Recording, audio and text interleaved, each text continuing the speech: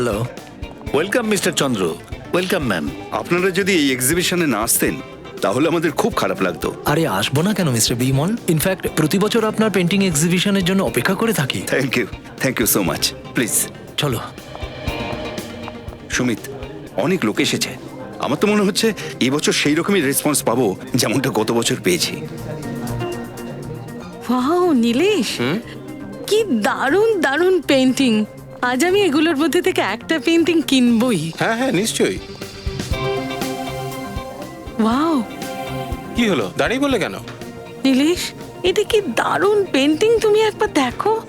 অদিতি, এই পেন্টিংটা তো আমি কিছু বুঝতেই পারছি না, ফ্র্যাঙ্কলি স্পিকিং। সেটাই তো আমার পছন্দ।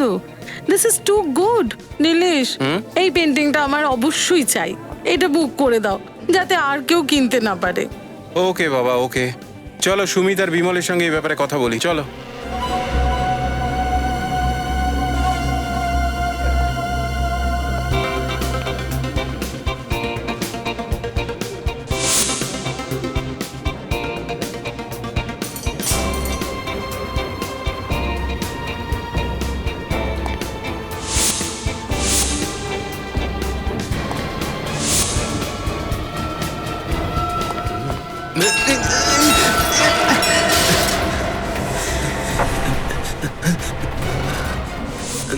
আরে মুছে দিয়ে এটাকে তাড়াতাড়ি।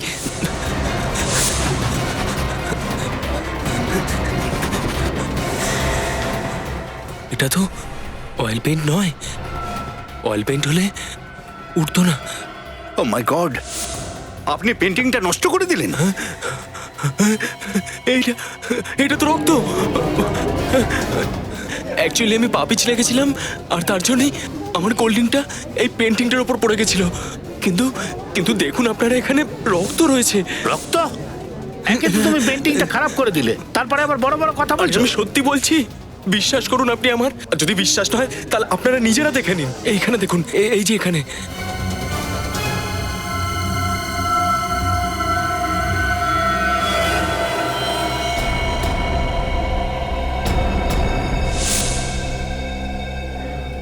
হ্যাঁ সুমিত, ইনি ঠিকই বলছেন, এটা তো সত্যি রক্ত।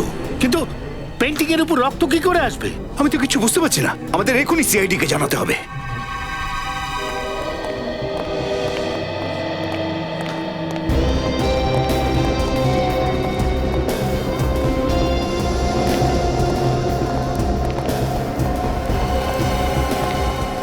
সুমিত, হ্যাঁ স্যার, আমি আপনাকে ফোন করেছিলাম। স্যার, এটাই হলো সেই পেন্টিং যেটায় রক্ত লেগে আছে। আচ্ছা এটাই সেই পেন্টিং? হ্যাঁ স্যার।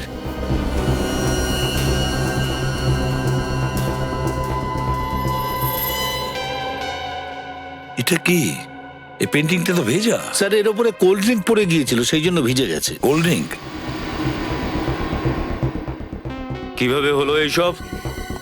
সবার আগে কে দেখেছে যে পেন্টিং এ রক্ত আছে? স্যার, আমি দেখেছিলাম। অ্যাকচুয়ালি আমার হাত থেকে কোল্ড ড্রিঙ্কটা পেন্টিংয়ের ওপর পড়ে গেছিল। আমি তাড়াহুড়োর মাথায় এটাকে পরিষ্কার করতে গিয়ে দেখলাম এটা আদৌ অয়েল পেইন্ট নয়, রক্ত। সুমিত, এই পেন্টিং এর এক্সিবিশনটা তুমিই অর্গানাইজ করেছো তো?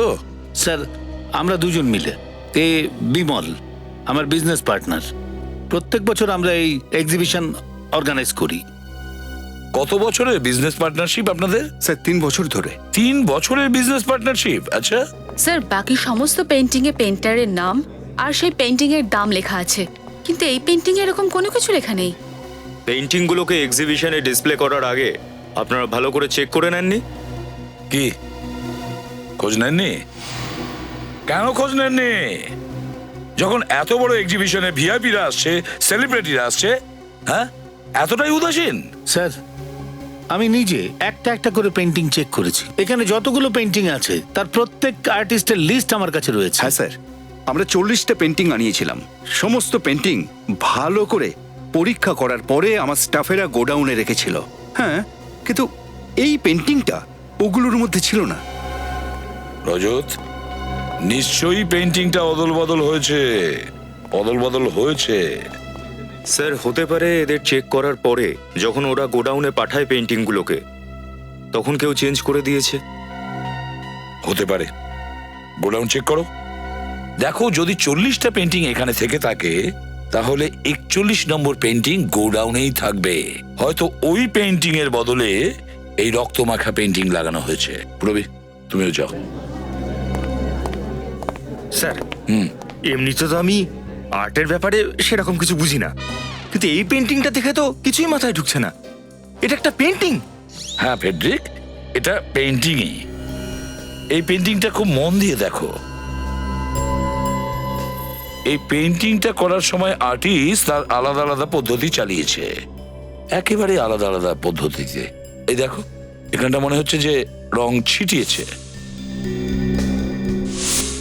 আর এই দিকটা দেখো মনে হচ্ছে রংটা এইভাবে ছুঁড়েছে। ব্রাশের স্ট্রোকও রয়েছে। এটা দেখে মনে হচ্ছে যে আর্টিস্টের মন অস্থির ছিল, আনস্টেবল। এ দেখো, এখানে বাচ্চার ছবিটা, বাচ্চাটা কাঁদছে। এটার একটাই মানে দাঁড়ায় ফেডরিক, নিশ্চয়ই এই আর্টিস্টের ছেলেবেলাটা খুব খারাপ কেটেছে, যেটার কারণে ও রক্ত দিয়ে পেন্টিং করেছে, রক্ত দিয়ে। আপনাদের এখানকার পেইন্টিং আর পেইন্টার্স সবার লিস্ট আমার চাই। ওকে ওকে স্যার। হ্যাঁ, আমরা পুরো গোডাউন চেক করলাম, কোনো পেন্টিং পাইনি। কোনো পেন্টিং পাওয়া যায়নি? তার মানে আমার সন্দেহ ঠিক, আসল পেন্টিং উধাও হয়েছে। আপনারা আর আপনাদের স্টাফরা ছাড়া আর কেউ হাত দিয়েছিল এই পেন্টিং এ? স্যার আমরা কাউকে হাত দিতে দিই না। কাউকে নয়? আগে না, অতিথিদেরও নয়? একদমই না। একটা কাজ করো, বিমল আর সুমিত আর ওদের সব স্টাফ মেম্বার্স প্রত্যেকের আঙ্গুলের ছাপ নিয়ে নাও। আঙুলের ছাপ? সেটা কেন স্যার? ফেডরিক, যে এই পেন্টিংটা লাগিয়েছে তার আঙ্গুলের ছাপ তো পড়েছেই এর উপরে, তাই না? তাহলে ব্যাস, ওই আঙ্গুলের ছাপের সঙ্গে বাকি সকলের আঙ্গুলের ছাপের সঙ্গে ম্যাচ করলেই বোঝা যাবে। এটাকে ফরেন্সিক ল্যাবে পাঠিয়ে দাও। হ্যাঁ, চলো। আর যখনই আমরা কিছু জানতে পারবো আমরা আপনাদের বলে দেব।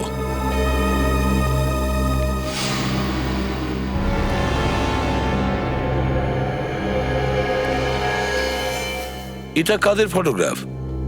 স্যার, এটা আমার ফ্যামিলির ছবি। আমার স্ত্রী আর ছেলেরা। পাঁচগানিতে অ্যাক্সিডেন্ট হয়েছিল, গাড়িটা খাদে পড়ে গিয়েছিল আর সবাই মারা গিয়েছিল। I am sorry.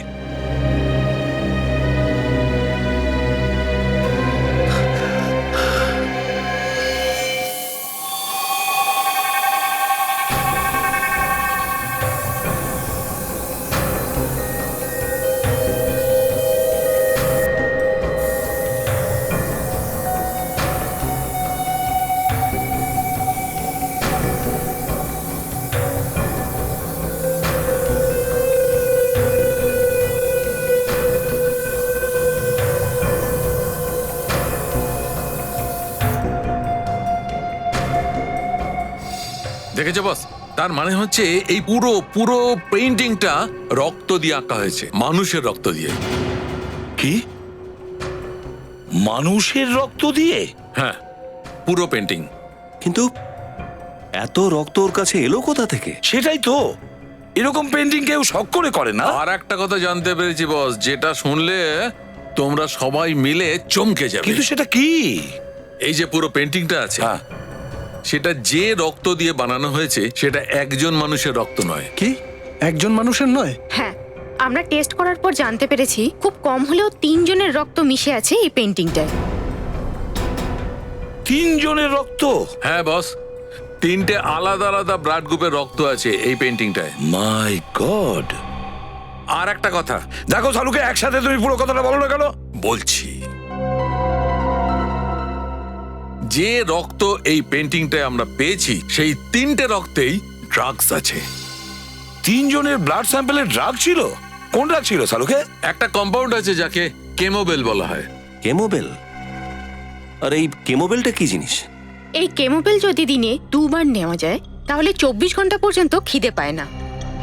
তো এই কেমোবেলের ব্যবহার কি কারণে করা হয়? যে সমস্ত মানুষ খুব কম সময়ের মধ্যে নিজের ওজন কমাতে চায় তারা এই ড্রাগসটা ব্যবহার করে, কিন্তু এই ওষুধটা সহজে পাওয়া যায় না। বিশেষ কয়েকটি গোনাগুনতি দোকানে এই ড্রাগসটা পাওয়া যায়, তাও ডাক্তারের প্রেসক্রিপশন দেখে। এরকম কেন স্যার? সেটা এই কারণে যে এই ওষুধটা সেফ নয়, এর সাইড এফেক্ট আছে। সেই কারণে এটাকে খোলা বাজারে বেচাটা নিষিদ্ধ। কিন্তু স্যার ওদের এই ড্রাগসটা নেওয়ার প্রয়োজন কি ছিল? ডক্টর সালুকে সত্যিই কি এরা তিনজন ওজন কমাতে চাইছিল নাকি ব্যাপারটা অন্য কিছু? ব্যাপারটা অন্য, দয়া।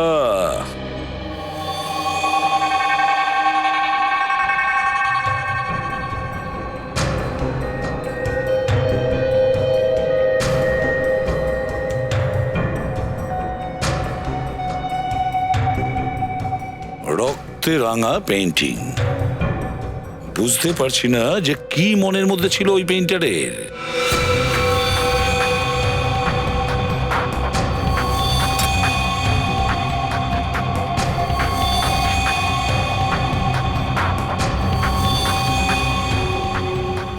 স্যার, আমার তো এই পেন্টিংটা খুব অদ্ভুত লাগছে। একটু ভালো করে দেখুন স্যার, চারদিকে কিভাবে রক্ত ছড়িয়ে আছে।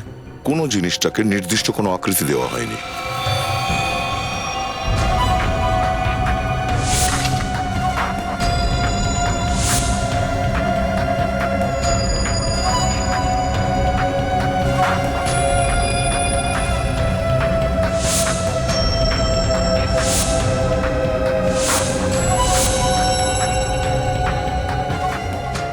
এই কাজটা তো কোনো নবিশের মনে হচ্ছে।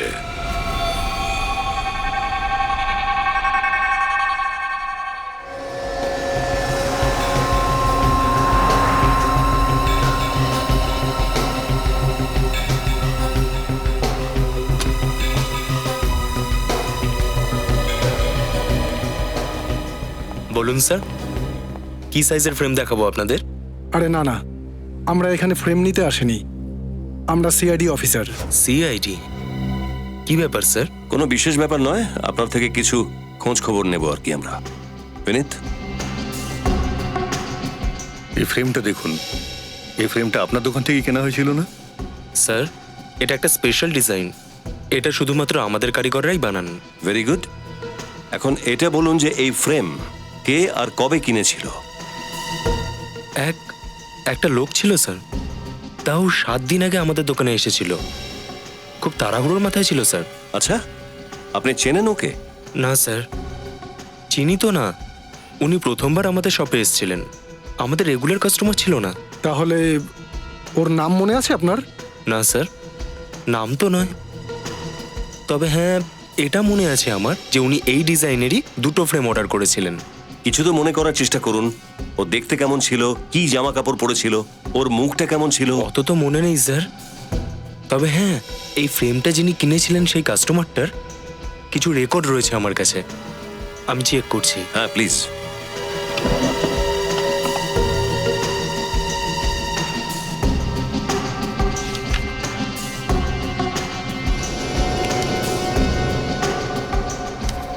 এই যে পেয়েছি স্যার, এটা ওই ফ্রেমটার বিলের কপি। রিতেশ, শুধুমাত্র নাম লেখা, অ্যাড্রেস কেন নেই? স্যার, উনি বলেছিলেন যে ফ্রেম তৈরি হয়ে যাওয়ার পর যেন আমি ওনাকে ফোন করি, উনি নিজে এসে এখান থেকে ফ্রেমটা নিয়ে যাবেন। তাহলে আপনি ওর নাম্বার লিখেছেন তো কোথাও? হ্যাঁ স্যার, বিলটার পেছনেই লেখা আছে। আচ্ছা, এটা ওরই নাম্বার? হ্যাঁ হ্যাঁ স্যার। Thank you. এখন আমরা বুঝতে পেরে যাব রিতেশ কে, যে রক্ত দিয়ে পেন্টিং বানাচ্ছে।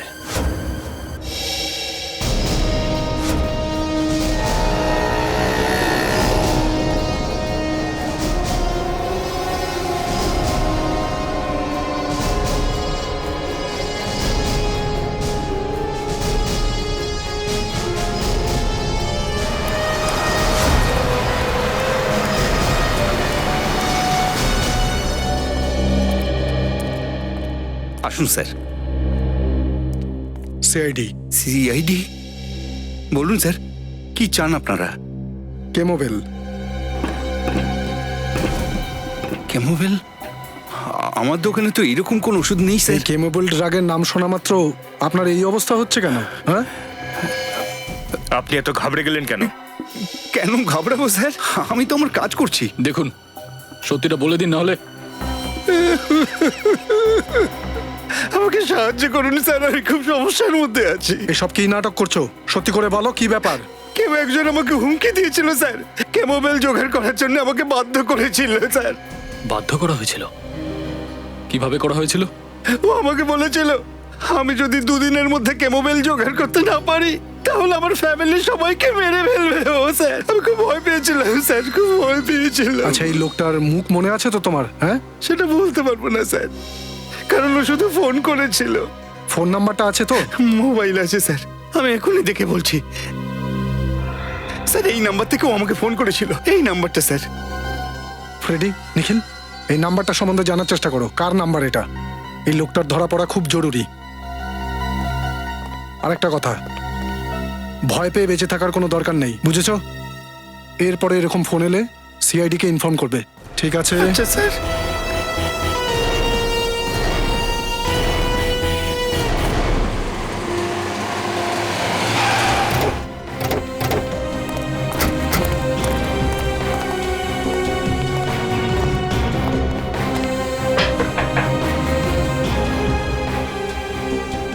স্যার, মনে হচ্ছে বাড়িতে কেউ নেই। আমাদের আসার আগেই এই রিতেশ সেখান থেকে পালিয়ে গেছে মনে হয়। ভেঙে ফেলো দরজা। আরে দরজা তো খোলা। ভেতরে চলো।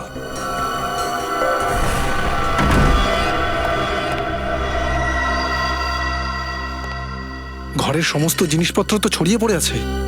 হ্যাঁ, মনে হচ্ছে এখানে ধস্তাধস্তি হয়েছে। স্যার, এই রিতেশকে তো কোথাও দেখতে পাচ্ছি না। পুরো বাড়ি চেক করো।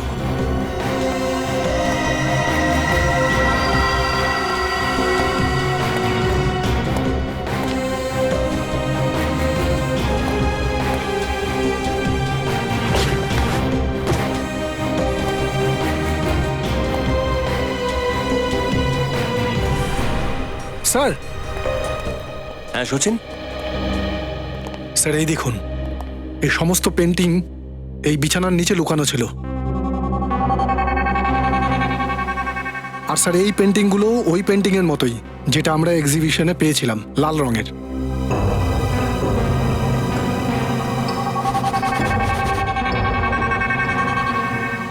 রক্ত?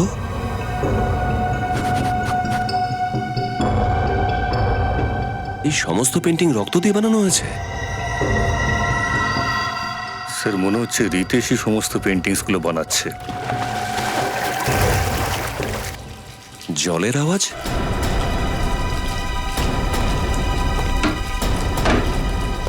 মাই গড!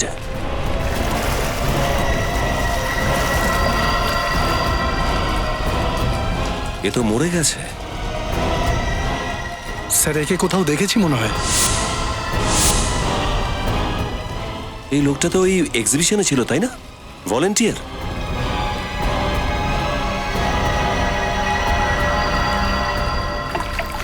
স্যার, এই দেখুন, এর হাতে হালকা হালকা চিহ্ন আছে। স্যার, আমরা তো ভেবেছিলাম সবকিছু এই রিতেশ করছে, কিন্তু একেও কেউ মেরে দিয়েছে। স্যার, স্যার, এই দেখুন, রক্তের দাগ। স্যার, হতে পারে যে রিতেশের খুনির সাথে ধস্তাধস্তি হয়েছে, আর ধস্তাধস্তির সময় ওর রক্ত এখানে লেগে গেছে। খুনিরও রক্ত হতে পারে। একটা কাজ করো, রক্তের স্যাম্পল নিয়ে নাও আর লাশটাকে ফরেনসিক ল্যাবে পাঠিয়ে দাও। Yes sir. হ্যালো, কি?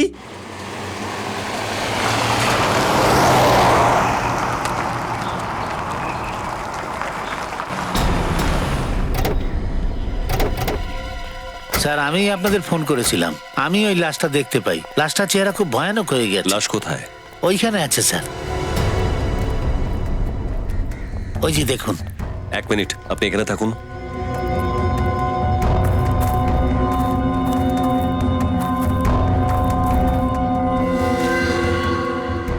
একটা কাজ করো, লাশটাকে বাইরে নিয়ে এসো। স্যার,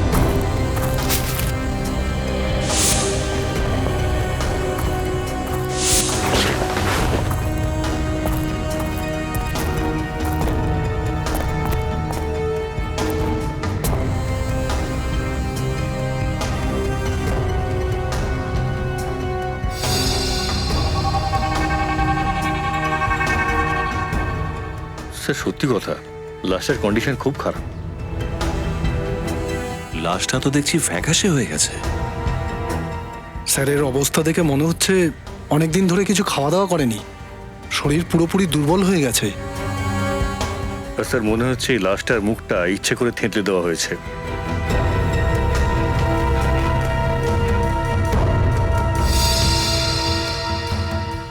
এই দেখুন স্যার, এর হাতে এই ছোট ছোট চিহ্ন আছে। কিন্তু স্যার এই চিহ্নগুলো কিসের? বেশ কয়েকবার ইঞ্জেকশন দেওয়ার পর চারপাশে রক্ত জমে যায়, এই চিহ্নটা ঠিক সেরকমই মনে হচ্ছে। কিন্তু এতগুলো চিহ্ন। কিন্তু স্যার, একই ধরনের চিহ্ন রিতেশের লাশেও ছিল। মনে হচ্ছে এই খুনি ইঞ্জেকশন দিয়ে দিয়ে খুন করে চলেছে। ঠিক আছে, এর জবাব তো ডক্টর সালুকেই দিতে পারবে। ভাবতেই পারছি না যে একটা লোক কিভাবে এটা করতে পারে। হ্যাঁ স্যার, দুটো লাশই খুব খারাপ অবস্থায় রয়েছে। দেখো সালুকে, তোমরা দুজনেই আলোচনা করবে নাকি আমাদেরও কিছু বলবে? বস, এই দুজনের শরীরের মধ্যে একটুও রক্ত অবশিষ্ট নেই।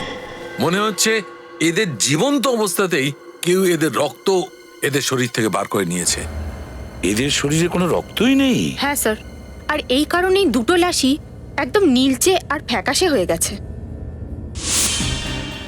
খুব অদ্ভুত ব্যাপার স্যার, বিশ্বাসই হচ্ছে না যে একজন মানুষ আরেকজন মানুষের শরীর থেকে জীবিত অবস্থাতে সমস্ত রক্ত টেনে বের করে নিয়েছে।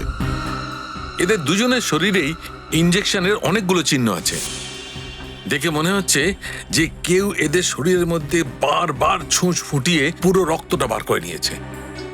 আর রক্ত অল্পতার জন্যেই এই ছেলেটার মৃত্যু হয়েছে। আর স্যার, ওই রিতেশের মৃত্যুর কারণটাও কি এটা? রক্ত তো রিতেশের শরীর থেকে বার করা হয়েছে, কিন্তু এর মৃত্যু হয়েছে জলে ডোবার কারণে। এর ফুসফুসের মধ্যে আমি জল পেয়েছি। স্যার, এই খুনি সেই লোক যে পেন্টিং বানিয়ে থাকে। হ্যাঁ অভিজিৎ, এটা একই লোকের কাজ, ওরই। আর একটা কথা বস, রিতেশের ঘরের দরজায় যে রক্তের নমুনাটা আমরা পেয়েছিলাম, সেই রক্তটা রিতেশের ছিল না। মানে ওই রক্তটা অন্য লোকের? হ্যাঁ, দয়া, ওই রক্তটা ওর, তার রক্ত যে রিতেশকে খুন করতে এসেছিল। রিতেশের সাথে ধস্তাধস্তিতে ওর হয়তো চোট লেগে থাকবে, আর সেই কারণে ওর রক্ত দরজার হাতুড়ে লেগে যায়। কিন্তু অভিজিৎ, লোকটা কে? লোকটা কে? Chemo bell. দয়া, খোঁজ নিতে হবে কে এমন ব্যক্তি যে কেমিস্টকে হুমকি দিয়েছিল আর ওষুধটা চেয়ে পাঠিয়েছিল। স্যার, আমার তো এটা কোনো পাগলের কাজ মনে হচ্ছে। কোনো সুস্থ স্বাভাবিক মানুষ এমন ঘৃণ্য কাজ কি করে করবে? কাউকে না খাইয়ে রেখে তার শরীর থেকে রক্ত বের করে নিয়ে তাকে মেরে ফেলা। স্যার, এই মুহূর্তে আমরা দুটো লাশ পেয়েছি, কিন্তু এটা হতেই পারে যে ও আরো অনেক লোককে আটকে রেখেছে। হ্যাঁ, সে তো রাখতেই পারে। না হলে নিজের পেন্টিং বানানোর জন্য পেন্ট মানে মানুষের রক্ত কোথা থেকে পাবে ও? যে ওই কেমিস্টকে ফোন করেছিল না, ওই আমাদের ওই খুনি পর্যন্ত পৌঁছবে। ওই লোকই। স্যার। হ্যাঁ সচিন, জানতে পেরেছো কে ফোন করেছিল? হ্যাঁ স্যার, যেই লোকটা R&D মেডিকেলে ফোন করে ওই লোকটার সাথে কথা বলেছিল, তার নাম রোহন। রোহন? আর অ্যাড্রেস? স্যার, ওর অ্যাড্রেসও জানতে পেরে গেছি, কিন্তু ওর অ্যাড্রেসে গিয়ে জানতে পারলাম যে ওর নামের মতো ওর অ্যাড্রেসটাও ভুল। নামও নকল আর অ্যাড্রেসও নকল। তাহলে ফোনটা কে করলো? কে করতে পারে? স্যার, এই ফোনটা যেই করেছিল সিম কার্ড নেওয়ার জন্য নাম আর অ্যাড্রেস দুটোই ভুল দিয়েছিল।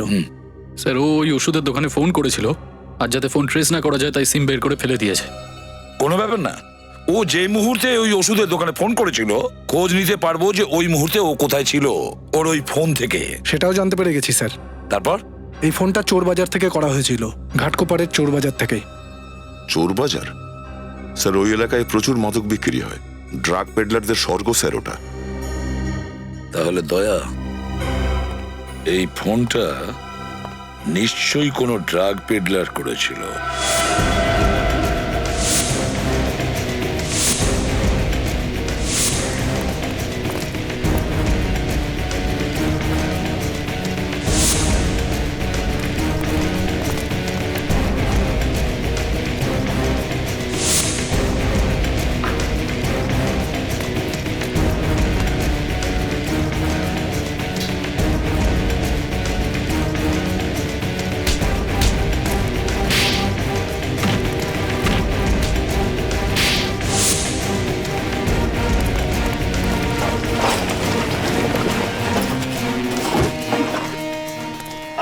এনে আর শোন, কাউকে বলার প্রয়োজন নেই যে কোথা থেকে মাল পেয়েছিস। না না না স্যার, বলবো না।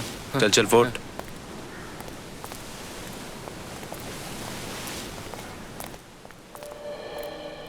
আরে ভাই, আমাদের একটু ওষুধ চাই। ক্যামোবেল পাওয়া যাবে কি? আরে আমার কাছে এরকম কোনো ওষুধ নেই রে, আমি ওষুধ তোরই না বেজি। না কিন্তু কোনো বন্ধু, তোমার যত টাকা চাই আমরা দিতে রাজি আছি। আচ্ছা কত দিবি? আরে আমি তো নিজেই আস্ত একটা ব্যাংক, কত চাই তোমার? এরকম ব্যাপার? এই শানা, প্রথমে টাকা পরে মাল। ঠিক আছে, টাকা দেখাবো আমরা, কিন্তু প্রথমে মাল এক হাতে দেবে, এক হাতে নেবে। আজ তো একটা ব্যাংক, হ্যাঁ বেশ ভালো। চল চল। এক মিনিট। হ্যাঁ বল পাকিয়া। আরে এরা সিআইডি, সাবধানে। কি? হ্যাঁ তোরা এখানে দাঁড়া, আমি মালটা নিয়ে আসছি, ঠিক আছে?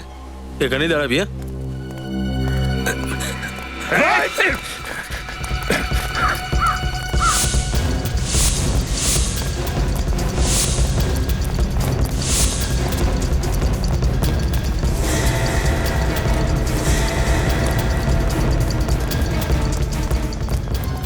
পালাচ্ছিস কোথায়? সিআইডি থেকে পালাচ্ছিস? হ্যাঁ মারবেন না স্যার, স্যার স্যার সব বলছি স্যার, সব বলছি স্যার, মারবেন না প্লিজ স্যার। ওই কেমোবেল ওষুধটা আমি নিজের ইচ্ছা নয়, বরং অন্য একজনের কথা অনুযায়ী R&D মেডিকেল থেকে আনিয়েছিলাম স্যার। ওই দোকানটায় ফোন করে হুমকি তুই দিয়েছিলি না? হ্যাঁ স্যার, কিন্তু তারপরে আমি ওই ফোনটা সুইচ অফ করে সিম কার্ড ফেলে দিয়েছিলাম স্যার। এই কাজটা তুই কার কথায় করিস বল? স্যার আমি একটা চিঠি পেয়েছিলাম, ওর মধ্যে লেখা ছিল যে কেমোবেল নামক ওষুধটা জোগাড় করো। আর স্যার ও বলেছিল যে শনিবার এসে রাত্রি 8টার সময় আমার কাছ থেকে নিয়ে যাবে আর পুরস্কার দিয়ে যাবে।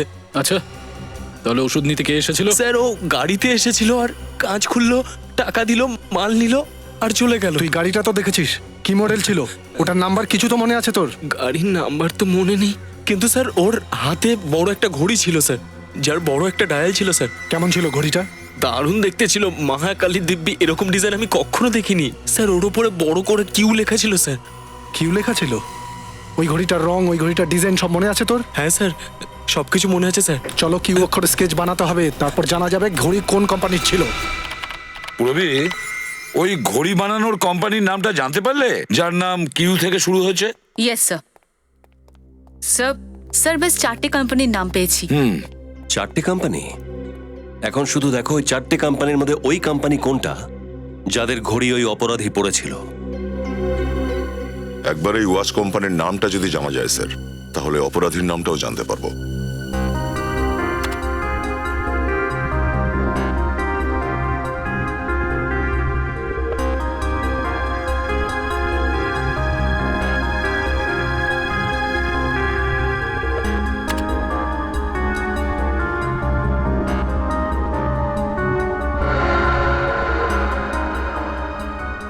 স্যার স্যার এই ডিজাইনটা পুরো এই ডিজাইনটার মতো। হ্যাঁ স্যার, এই কিউ এর চিহ্নটা তো ঠিক ওই রকমই, যেরকম ওই ড্রাগ পেডলারটা বলেছিল। কোম্পানির নাম কুইনি। স্যার এটা কোনো জার্মান ব্র্যান্ড। যদি এই কোম্পানি সবেমাত্র এই ঘড়িটা বিক্রি করা শুরু করে থাকে, তাহলে এর দোকানের আউটলেটটাও কমই থাকবে, তাই না? আর ঘড়িটাও বেশ দামি স্যার, যেহেতু ঘড়িগুলো এত দামি তো ক্রেতাও অনেক কম থাকবে। হ্যাঁ, এই ঘড়ি কোম্পানির যতগুলো দোকান আছে সব জায়গায় গিয়ে খোঁজ নিতে হবে যে কজন ঘড়ি কিনেছে আর কখন কিনেছে। স্যার, এটাই হলো কিউনি ওয়াচ কোম্পানির অথরাইজড আউটলেট। ঠিক আছে, চলো ভিতরে গিয়ে দেখি কি জানা যায়। এক্সকিউজ মি দাদা, আমরা আপনাদের কোম্পানির ঘড়ির ব্যাপারে কিছু তথ্য চাই। কি ধরনের ঘড়ি? এই ঘড়িটা মন দিয়ে দেখুন, এটা আপনাদের কোম্পানিরই ঘড়ি না? এটা আমাদের খুব লিমিটেড এডিশন ঘড়ির ডিজাইন। ব্যাপারটা কি স্যার? আসলে আমরা সিআইডি মুম্বাই থেকে এসেছি, আর একটা কেসের ব্যাপারে একটু জিজ্ঞাসাবাদ করব। আমি আপনাদের কি সাহায্য করতে পারি? আপনি আমাদের এটা বলতে পারবেন যে এই ঘড়িটা কে কিনেছিল? আমি এখনই আপনাদের বলছি।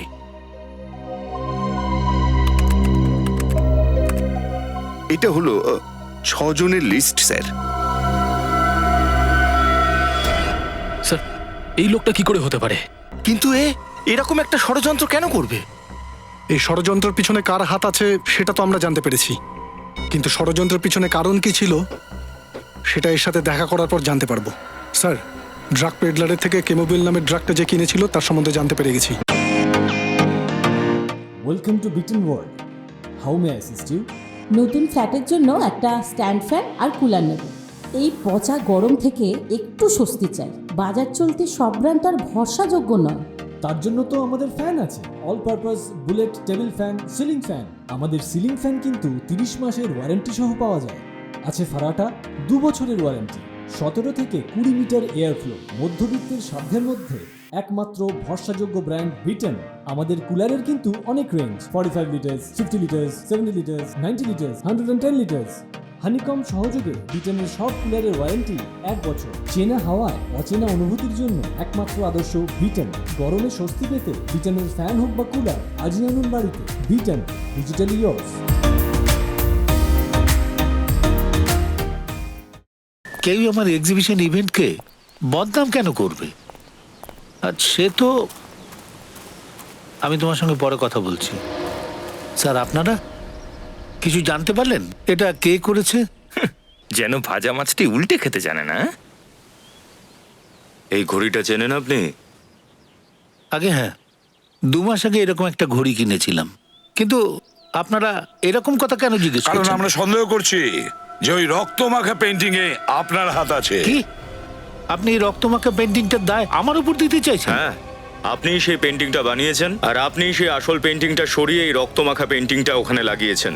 আমি এরকম কেন করব? সেটা এই কারণে যে আপনি ভেবেছেন বদনামের কারণে আপনার পার্টনার ব্যবসাটা ছেড়ে দেবে আর পুরো বিজনেসটা আপনার হয়ে যাবে। আপনি আমার উপর এইরকম অভিযোগ করতে পারেন না, এটা একেবারেই মিথ্যে। তাহলে সত্যি করে বলুন, ঘাটকোবারের ড্রাগ পেডলার রাজুর কাছে কেন কেমোবেল নিয়েছিলেন? কিসের ড্রাগ? কোন ড্রাগ পেডলার? আপনি কি বলতে চাইছেন আমি কিছুই বুঝতে পারছি না। তবে হ্যাঁ, এই ঘড়িটা আমি আমার নিজের জন্য কিনিনি, এটা আমি আমার স্টাফকে গিফট দিয়েছিলাম। নিজেকে বাঁচাতে এখন একটা নতুন গল্প। প্লিজ আপনারা আমাকে বিশ্বাস করুন, এর মধ্যে কোনো গল্প নেই, এটা সত্যি। আপনার স্টাফ মেম্বারের নাম আর ঠিকানা চাই।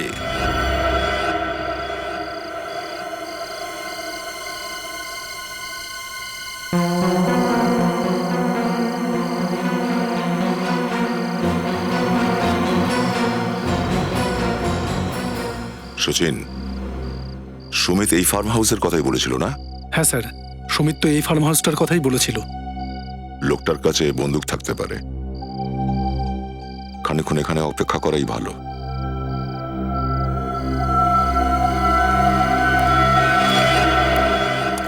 কেউ একজন আসছে ওদিক থেকে, নিচু হও।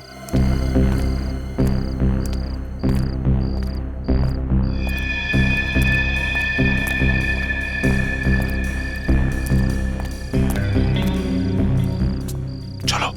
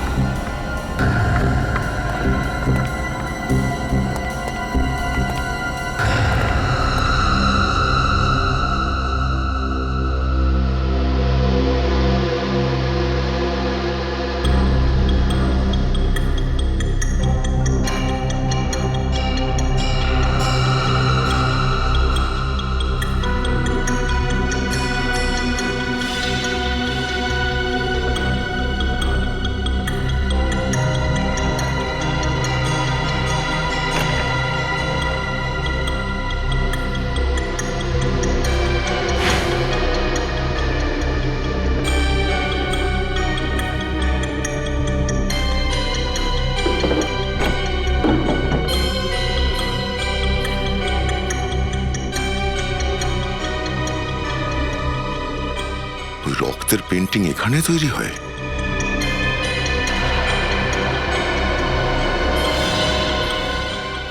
এরা কারা? সুমিতের ওয়াইফ আর একটা ছেলে। আর একটা ছেলে কোথায়? খোলো দেখি। এ তো বেহুশ হয়ে গেছে স্যার। হ্যাঁ,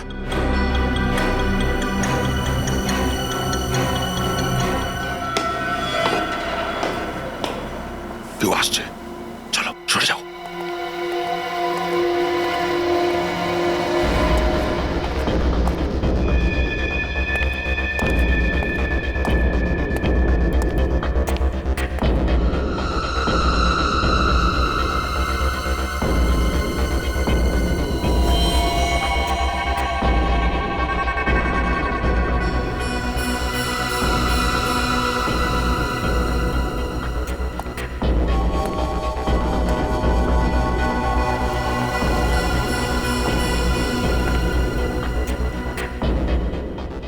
স্যার সুমিতবাবু তো বলছিল ওনার স্ত্রী এবং দুটো ছেলে অ্যাক্সিডেন্টে মারা গেছে। কিন্তু স্যার ওদেরও বলেছিল যে এখনো ওদের লাশ পাওয়া যায়নি।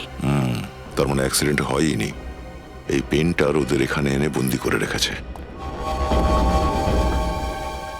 তার মানে এই পেন্টার এদের দুজনের শরীর থেকে রক্ত নিয়ে সেই দিয়ে ওই পেন্টিং বানিয়েছে। আর তারপরে এদের কেমো বেল খাইয়ে বাঁচিয়ে রেখেছে যাতে এরা মরে না যায়। আয় বাবু, তোর রক্ত বের করে নি। দেখ, ছবি আঁকার সময় হয়ে গেছে না? তোর রক্ত যদি আমি না নিই তাহলে ওই পেন্টিংটা আমি রং করবো কি করে? আয়।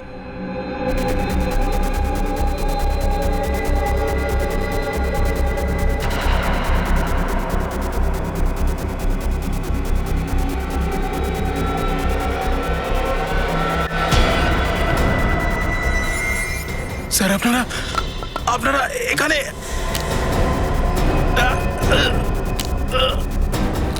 স্যার স্যার আমি সবকিছু সত্যি করে বলছি স্যার। স্যার সবকিছু আমি করেছি স্যার, সবকিছু আমি করেছি স্যার। আমি মেরেছি স্যার।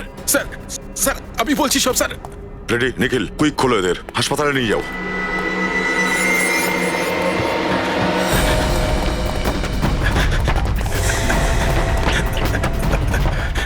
এই না না না, আগে আসবেন না, আগে আসবেন না, আমি মেরে ফেলবো নিজেকে। সরে যান, সরে যান, সরে যান। দেখুন আমি আমি আমি শেষ করে ফেলবো নিজেকে। ঠিক আছে, এবারে ছেড়ে দিলাম আমরা, কিন্তু আবার যদি এমন করিস তাহলে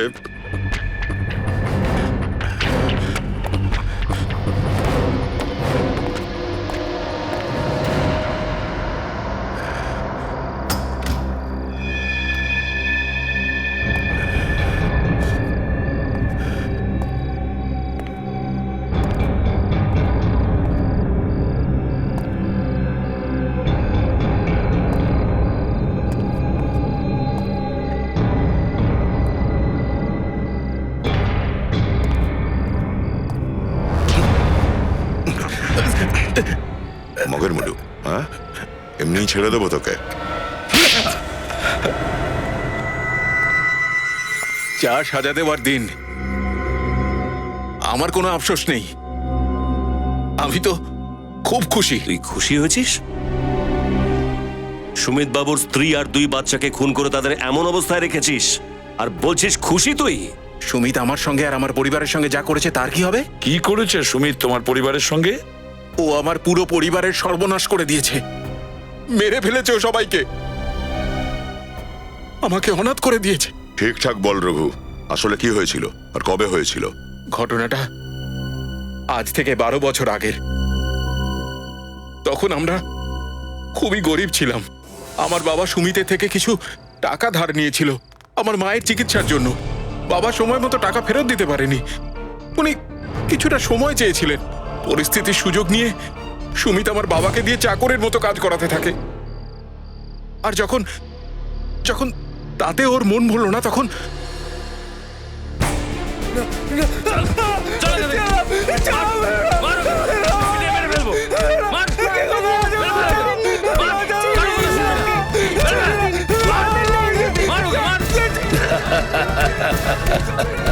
হ্যাঁ ঠিক আছে।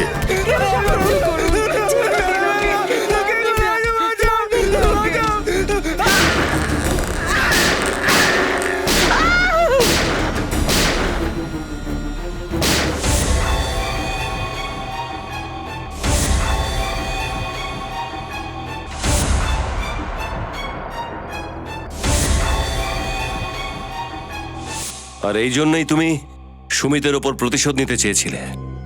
হ্যাঁ, সেই জন্যই তো আমি ওদের ওখানে এত বছর চাকরি করেছিলাম আর ওদের ব্যাপারে সব কিছু জেনে নিয়েছিলাম। সুমিতবাবু তোমাকে ভরসা করতো আর তুমি ওনার ভরসার সুযোগ নিয়ে তুমি ওর স্ত্রী আর দুটো ছেলেকে অপহরণ করে নিলে। হ্যাঁ, তারপরে আমি ওদেরকে কিডন্যাপ করে নিই আর ওদের গাড়িটাকে খাদে ফেলে দিই।